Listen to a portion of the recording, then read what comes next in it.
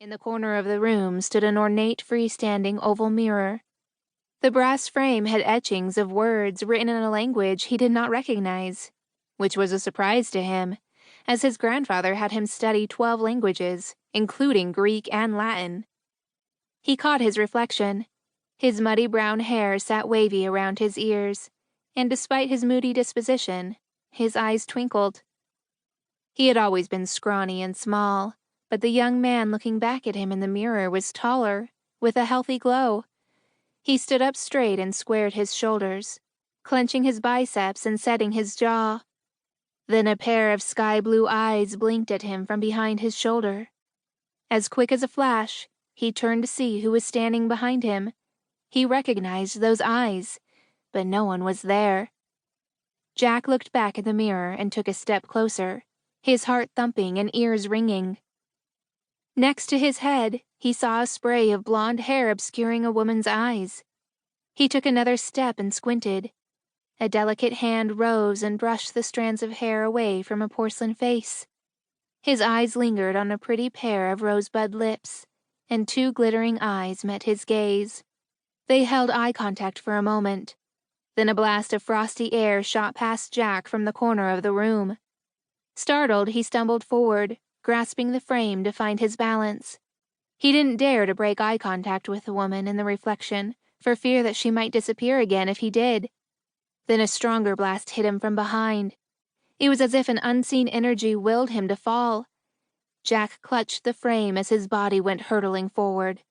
He braced for impact with the glass, but to his utter surprise, he fell through, as if it was not a mirror at all, but an archway.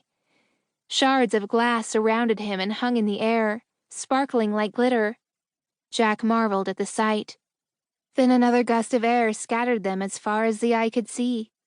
He stood on the top of a snowy hilltop, and brilliant white light flooded the sky. To the right, a magnificent white castle sparkled in the distance, and a little village of wooden houses with smoking chimneys sat nestled in a valley. Jack whipped around on the spot. The brass frame of the mirror lay in pieces at his feet, and his grandfather's office was nowhere to be seen. "What the?" he said in a breathy voice. Then he realized he was not alone. His brows shot up and his chest squeezed as he watched a young woman walking toward him. Her face looked the same as the woman he had seen in the mirror, but now her hair was brown. Despite the winter frost and the thin material of her cloak, she did not shiver, nor were her cheeks rosy from the cold. She held out a gloved hand and smiled at Jack like she was an old friend, as if this was not the first time she had witnessed someone stumble through a mirror.